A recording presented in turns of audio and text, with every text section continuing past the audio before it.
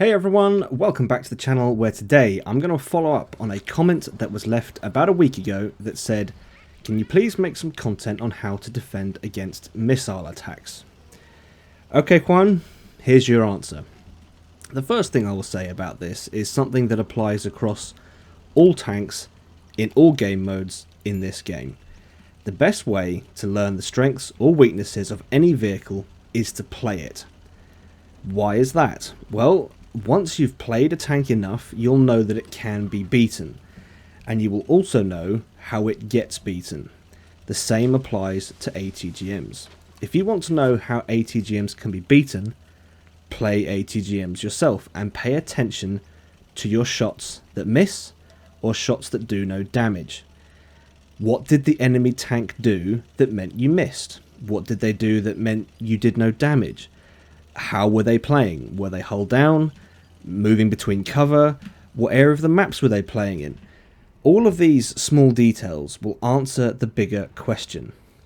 So what can I pass on from my own experience? Well, a prime target for an ATGM is a vehicle in the open with their sides or rear exposed, and they're either stationary or moving in such a way that there is enough time for my ATGM to get from my location to theirs. If your tank meets these criteria, I will put a shot out and I will do damage. So how can you, as the target, prevent this from happening? Well, I would say that's a fairly simple answer. Just don't do all of the things that I said would make you a target. Don't do the things that I want you to do. Don't sit in the open. If you need to cross open ground, move from cover to cover. And when you do move, angle towards the direction of the enemy if you can. Use map topography to your advantage, and this point actually, the topography point, is a very Cold War specific, and it's specific to the Cold War mindset. In World War II, if you're not spotted, you can push up wherever you want. If you're not detected, you can basically drive wherever you want, no one can see you. But in Cold War, you must pay attention to the routes that you take. When you're trying to get from point A to point B, take the hidden low ground. It's a better choice than taking the exposed high ground, because in Cold War, you can always be seen. Even if you're not detected, with the spotting mechanics, you can still be seen. Another thing to note about ATGMs is that they are much slower than regular shells. If you notice one coming your way, you have time, not a huge amount of it, I will say, but you do have time to pull back and hide behind cover or angle your armour in such a way that would mean that what would have been a full pen for the ATGM ends up being a splash damage or just a bounce. Now, everything I've said so far has to do with the way that you control your vehicle in the game. There are also tools at your disposal for countering or avoiding ATGMs. The first is smoke. Using smoke is a very good way to avoid being hit, not only by ATGMs, but also by everything else in the game, as long as you do one simple thing. Do not be predictable with your driving once you've deployed your smoke.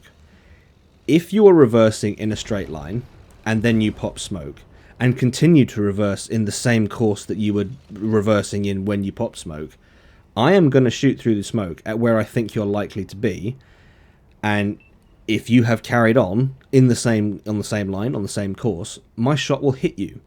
And yes, I have done this many times to people, and I've even been reported to Wargaming for being a hacker.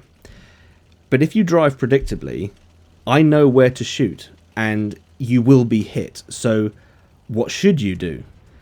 Well, once you've deployed smoke and are reversing away from it, or whatever it is you're doing, whatever maneuver it is you're doing, to try and hide, just don't drive in the same direction you were driving in before you deployed your smoke. This means that if you're unpredictable with your movement and your driving, if I try and predict where you've been, or where you're going, and I put a shot out, if you've been unpredictable in that way, my shot's going to miss. And there have been times when people have done this, I've put a shot through and I have missed, because you haven't stayed in the same place that you were before the smoke was deployed. You've been unpredictable. Another thing about smoke is, too often I see people deploy their smoke and then not actually use it effectively. Smoke will not hide you if you make the decision to drive around it, for example. That's not going to help you. If you use smoke, you want to keep the smoke in between yourself and the direction of the tank shooting you. If you pull out to the left too far or you pull out to the right too far, you will then just drive around your smoke and you will be exposed. The final tool at your disposal for avoiding ATGMs is the Enhanced Missile Warning equipment. This piece of equipment will alert you via an audio tone that an ATGM is on its way to you. In addition, it does have passive boosts because it will add an extra 5% to your view range and an extra 2 seconds to targeted enemy vehicle detection times. I personally don't use this equipment, but if you feel that it would be of benefit to you, then by all means go ahead and equip it. Everything we've talked about is great, but there are of course times where being hit by an ATGM is unavoidable. If an enemy ATGM vehicle is closing at very short range, there really is very little you can do to avoid being hit. Angling your armour is always a sensible choice, it's always a wise thing to do, and in these situations that is about all you can do. But good practice is to try and keep the enemy at range where you can.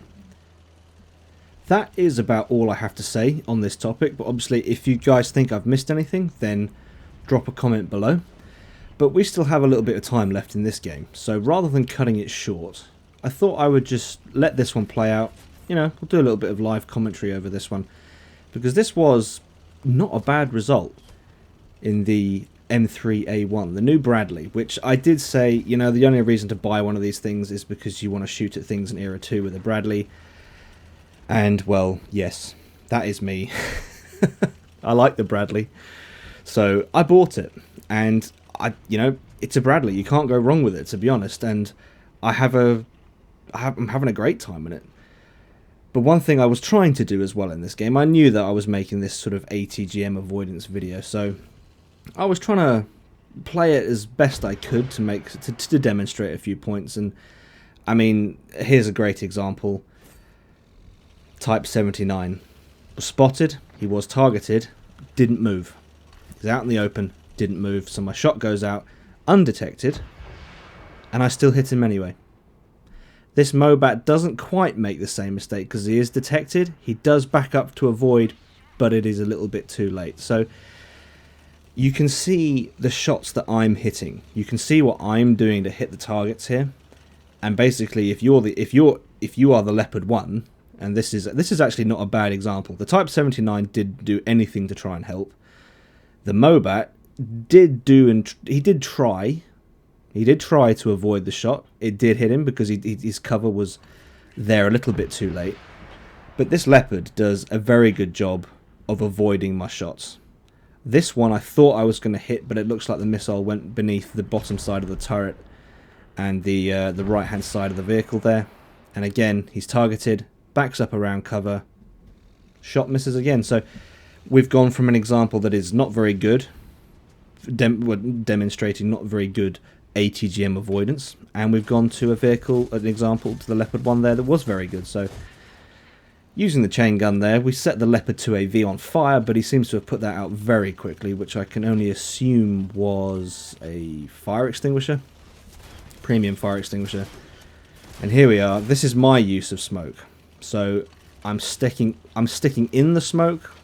Well, for the most part I am. I'm just watching for the BMP2. I lead the shot with the ATGM, and that guy's taken out of the game.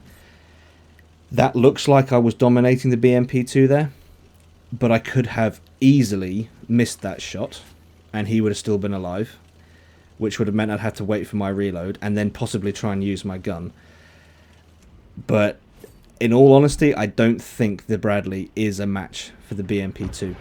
And if I had missed that ATGM, my smoke would have disappeared, and then it could have been, you know, who knows what could have gone on there. But fortunately, he was a one-shot, and he was taken out of the game. And we're sitting pretty on 5,756 damage, which is a decent amount of damage. 647 assist, again, decent. falling back along the 0 line here because I was expecting the FV and the leopard to sort of continue down to our cap. I get the reload in, decide to turn around and face what I thought would have been a 4-2-11 and a leopard coming down towards the cap, but as it so happens, they're not there. Not that it would have mattered anyway, because we're 10 seconds on the cap, which, you know, 7 versus 3, we didn't need to cap this game. There was no reason to cap this game, but you know how it goes. Some teammates like to cap out, so there you go. There's the win. Decent result, decent damage, decent assist, and we managed to secure ourselves 3rd place. Okay folks, that is about all I have for this one. If you've enjoyed this video, please leave it a like, if not a dislike, subscribe if you haven't already, and I'll catch you in the next one.